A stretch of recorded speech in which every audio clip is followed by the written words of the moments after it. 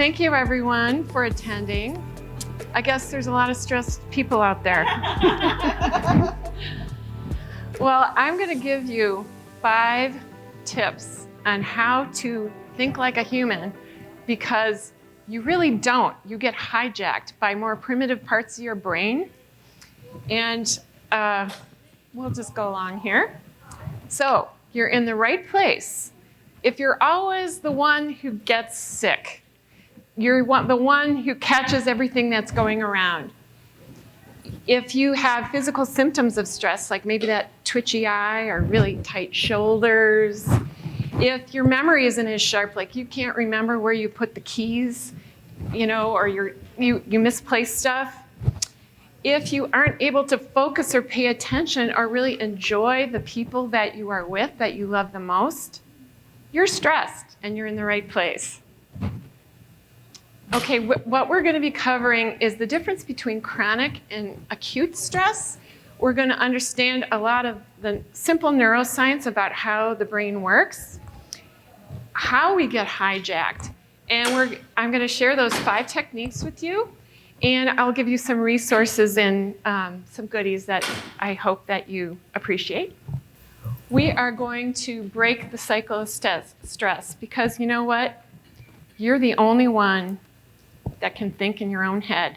And you have a choice as to what you think. Even if you don't think you do, you always have a choice.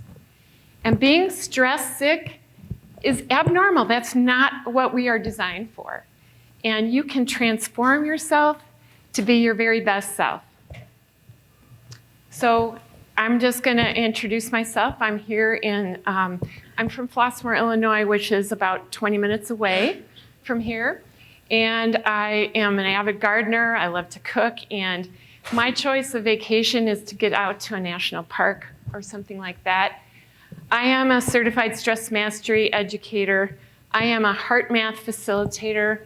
I'm a positive prime professional. I am I'm becoming a limiting beliefs coach. And I'm also a heart attack survivor, which is something you probably saw. And that wasn't supposed to happen to me, because I was a health coach. I worked out. And the only thing that happened was what was going on in my mind. Thoughts become things. They're very, very powerful. They can change your biochemistry. And you can manifest all kinds of things, because the biochemistry changes in your body, which makes it ripe for things like cancer to occur, or heart disease, or pick any other number of things.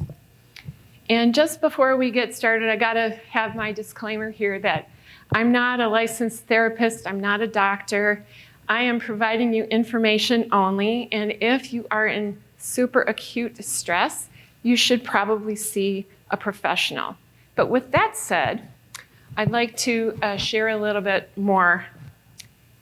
Oh, and one other thing that I had the opportunity last winter, January, February, and March, I helped to train the Chicago Police Department as part of the consent decree on how to reduce stress. And talk about a tough audience. That was a little stressful for me, but I thought if I could only reach 3 people every day, that was good enough for me. And as much as they had this hardened shell, like they're the tough guys, right? And women, all races, all ages, some pregnant women and, guys about to retire. They were all there, but I think some of it sunk in. I know some of it did. So acute stress, let's go over this. You've heard about the proverbial tiger chasing you, right? And your body's physiology adapts, where you pump in adrenaline, your heart rate gets going, you're mobilizing your muscles, you actually have improved immune function.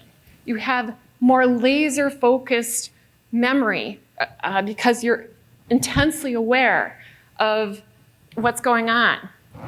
You have improved short-term memory and very focused and hypersensitized to everything going around you as it relates to the threat. But when you are in chronic stress, like acute stress, let me go back to this for a minute. So if you ever watch like a nature video where the antelope has run away from the tiger or the lion, they've escaped. You know what they do when they're no longer in threat? They shake it off. Oops, I better not do that. Oh, this keeps moving because of the mic, I guess. They shake it off, and they go back to grazing. But humans, they could sit in traffic and just be thinking all kinds of things, and we keep thinking and thinking. And what happens is we get this toxic chemical, biochemical reaction of increased cortisol, and that can lead to cardiovascular stress. Hello, that was me. You get the rubber tire around your stomach no matter what you do because you're packing on pounds because of the cortisol and other things. You're always getting sick. Your memory kind of goes by the wayside. You can't pay attention because you're constantly thinking about whatever it is that you're stressed about, and you don't see other things going on around you. So here's an unfortunate statistic. 75 to 90% of doctors' visits have stress as an underlying component. And it costs our economy, this is before COVID, it costs our economy $600 billion to address this, because of missed work time and the medical bills and that sort of thing. Anxiety, the leading cause of disability amongst college students, and depression is for the working population. So, stress is real. And I mentioned I was a stress mastery educator. You become the master of the thoughts in your head. And I'm successful most of the time, not always, but I'm human. But what we want to do is shift from being reactionary to responding. Responding means you think first, and then you can respond as you see fit instead of reacting and just doing the first stupid thing that you can think of. So now the impact of stress. Stress isn't always bad. Just like in an acute situation, if you're running away, say you're trying to step off the curb and you see a bus coming at you, you don't want to think, you want to just react in that case. So, stress can be good. And there's good stress, like maybe you have a wedding coming up, or you have the birth of a child, or some good stress, you're getting ready for a dinner party that you're having people over. You're a little stressed because you got all this stuff to do. And there's two columns here, right? More clarity about what really matters. You can be increased engaged in whatever you're doing. You can have enhanced performance, like you might be an athlete. That's a stressful thing. Go try competing in something, speaking, getting up in front of people. But you get better focus and attention and improved resilience. But if you let it get away from you, stress will increase your risk of dying of all causes. You'll have relationship problems, work problems, financial problems, and mental health issues. So it's, again, remember, you have the choice to think in your own head, and you can make it good stress or bad stress. We just have habits. So now here's some simple neuroscience. We have three basic parts of our brain. And the most primitive part is the amygdala, way at the base of the brain. The amygdala, you process information in 1/5 of a second. It's the fastest operating part of your brain. So you step out into traffic, you can get out of it. It's ever vigilant. And our ancestors, in the environment that they lived, there were a lot more immediate threats like that. And it caused us to survive.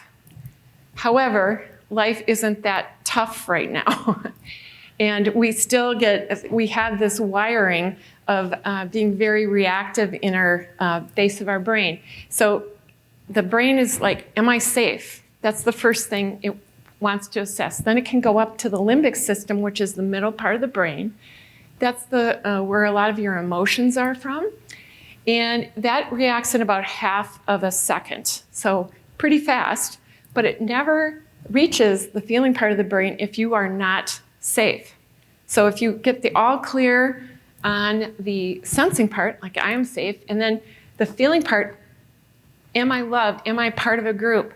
We as humans evolved in a group setting.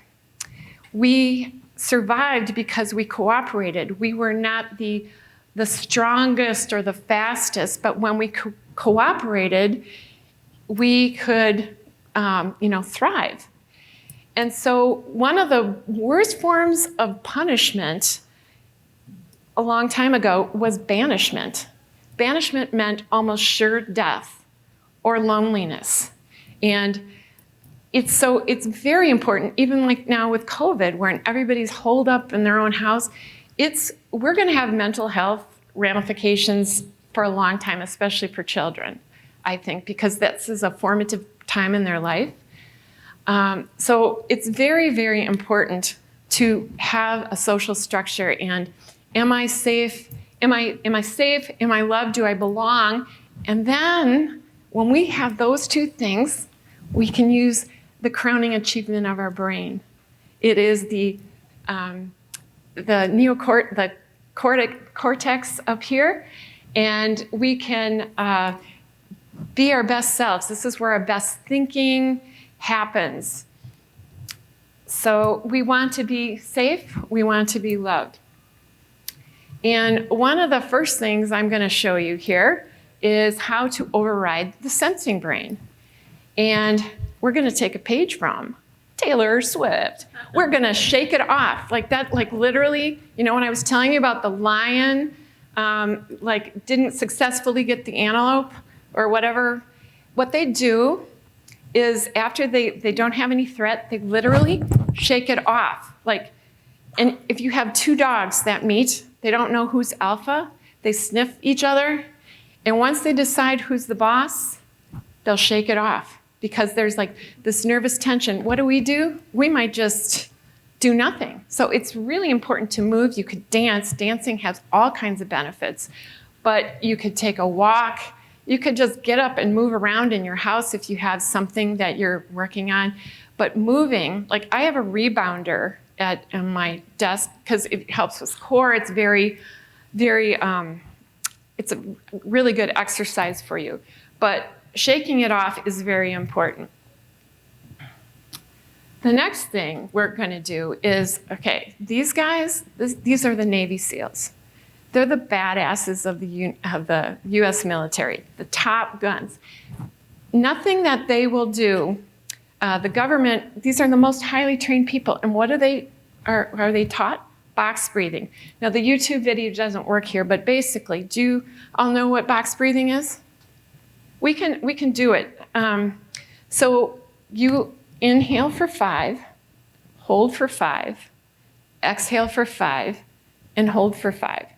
And the reason that you do that is because, when you're in fight or flight, you hyperventilate. Short, shallow breaths because you're running away from stuff. And you can trick your physiology by breathing slowly because your primitive brain was like, there must not be a threat. And these guys are trying to access the top part of their brain, the human thinking part of their brain.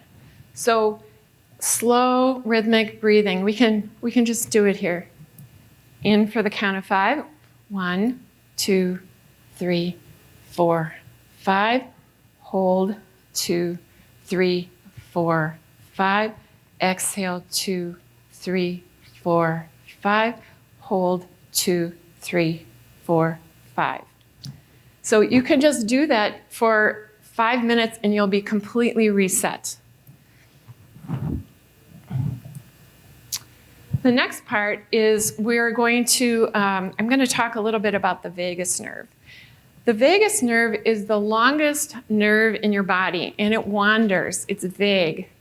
It's also the only parasympathetic nerve in your body. Parasympathetic meaning that it's the rest and relaxation response. And it goes all the way from your brain, around your ears, let's see, I think I've got a picture here. Eyes, salivary glands, lungs, down your spine. It connects to like your intestinal tract and your reproductive organs and everything. And so when you invoke that rest and relaxation response, you are tickling the vagus nerve. And you know, one of the best ways to do that is to laugh. You're literally tickling it. And at this point, let's see if I can remember how to get over to the YouTube. You might have seen this. Okay. If any of you commute on a train, you can probably relate to this. Stand by. Action.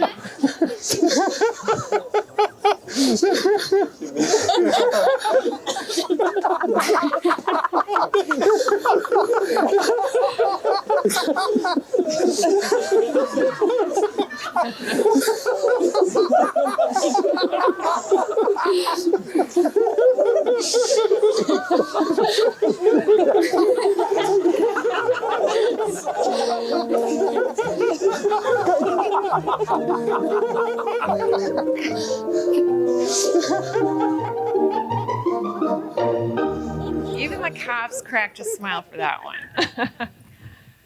Okay, I don't know if I can get back to my screen. Okay. All right. Another way to override the feeling part of your brain is forest bathing or connecting with nature. I happen to grow up in northern Wisconsin, and it just takes me home, but I think it's just a wonderful thing that most of us have lost sight of. Do you know that prisoners have more outside time than children do? Not to mention adults.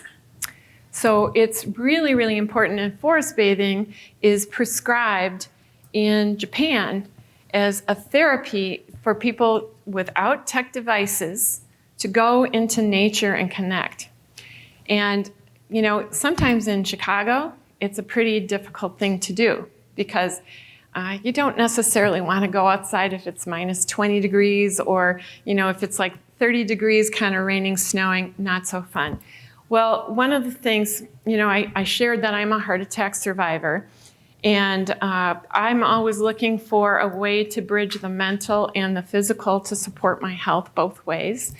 And I looked for a PEMF device, and I don't know if you know much about PEMF, but it's earth-based frequencies, because with the EMFs and the Wi-Fi and the microwaves, what happens is that we're losing the cellular charge on our membranes.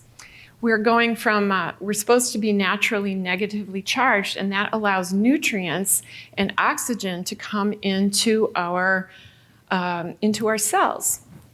And we can't do that if we've got a positive charge on it. It doesn't matter, you know, you could be taking $300 worth of supplements and you will pee them all out because you cannot absorb them.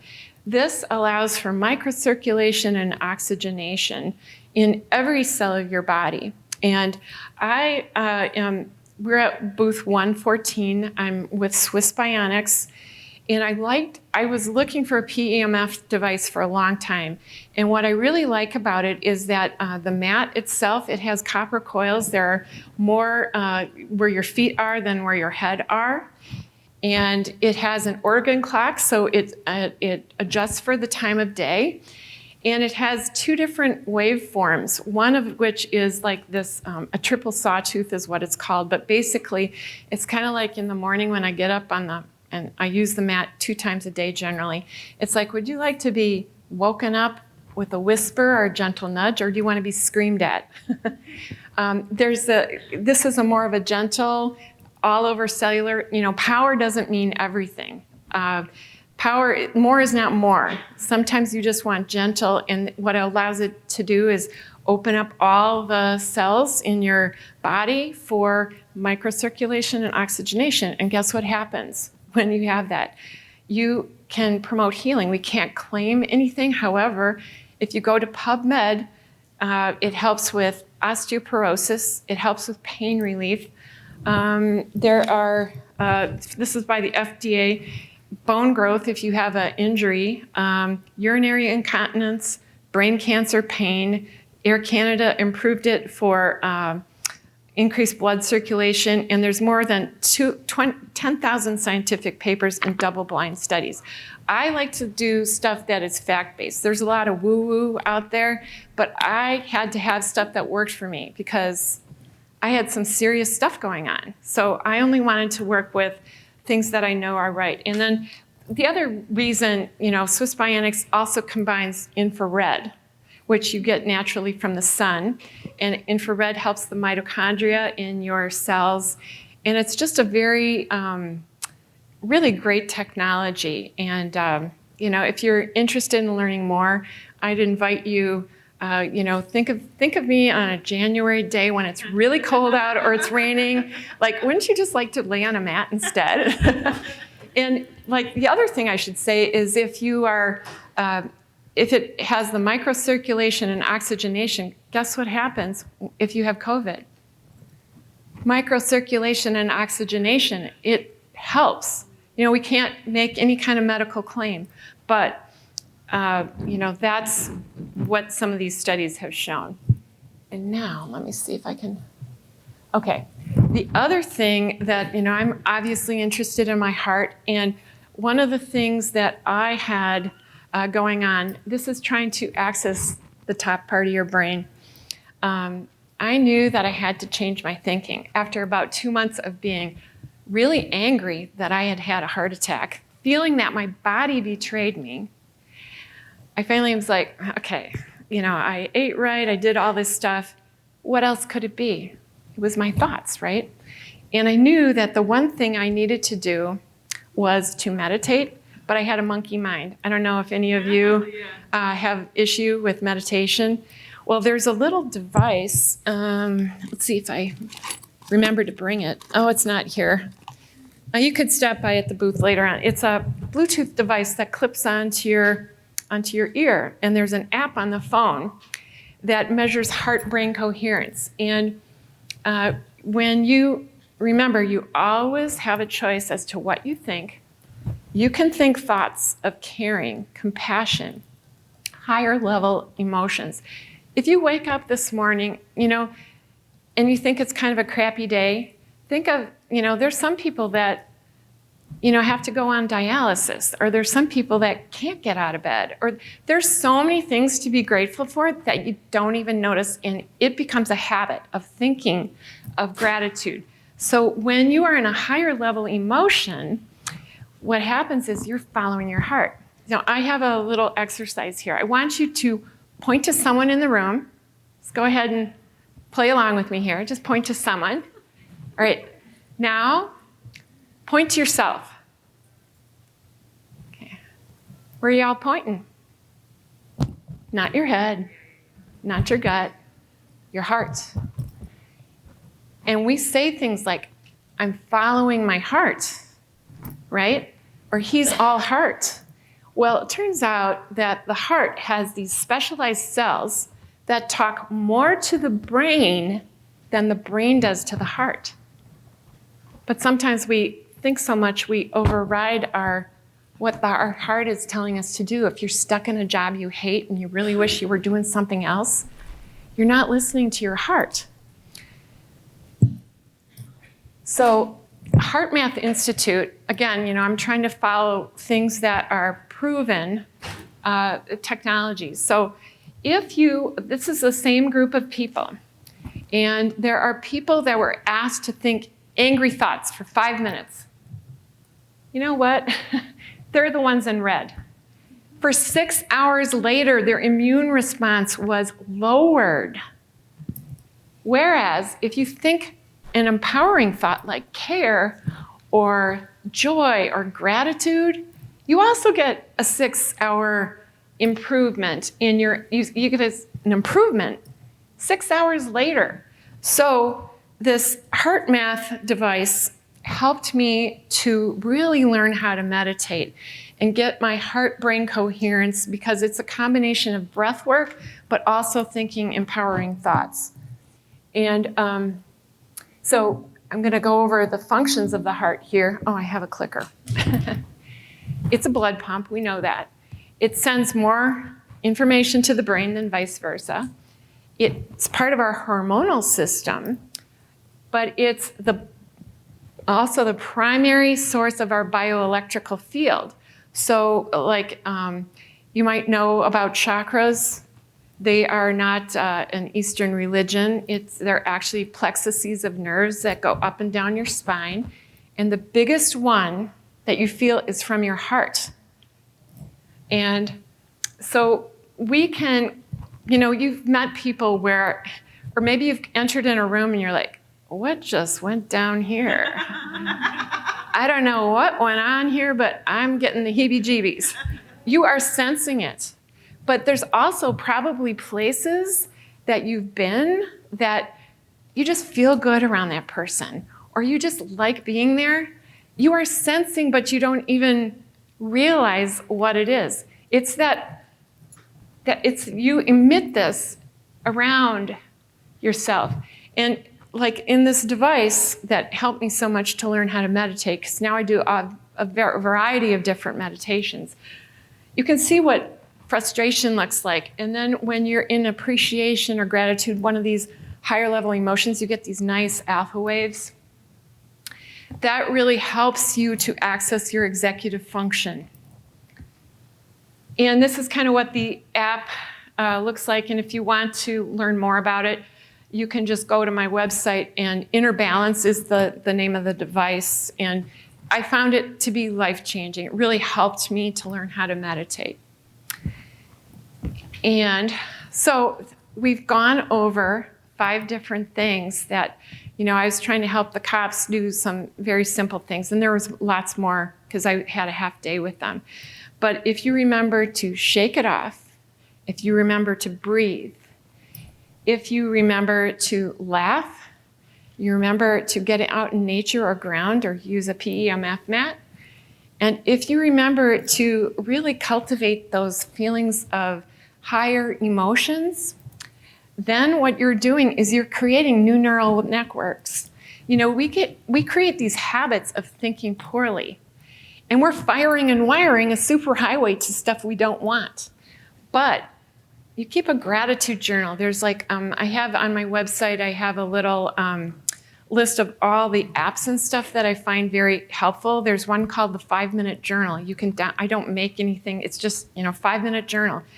In the morning, write down 3 things that you're grateful for. And there's a lot of positive psychology that shows that people who cultivate a habit of being grateful are much less likely to get sick, much less likely. And you want to create a superhighway to where you want to be instead of reacting by default to where you are maybe now.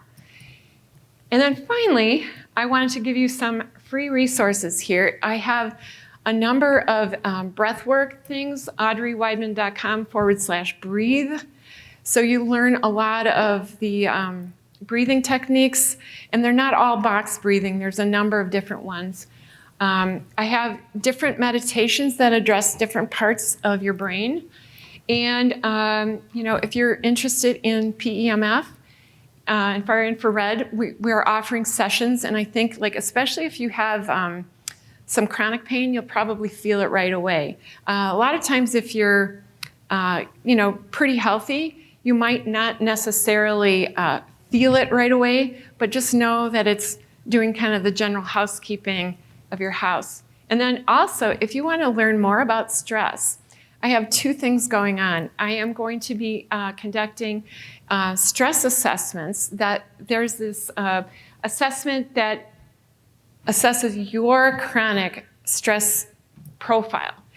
And you can get a clear view as to what you personally need to do. I mean, I just scratched the surface of what actually can be done. But you take an online assessment, and then you have a 30-minute debrief with me. And then breaking the cycle of stress, I've got I have an online stress course, but this is one of the most favorite modules that I have. And you can, go to this website, and if you want to, we're going to be starting in the middle of October. It's on Zoom. It will be recorded if you can't be there. I also will have a Facebook group for more interactions and things like that. But thank you so much for the gift of your time, and I hope you got some good things. And I do have cards and brochures up here if you'd like.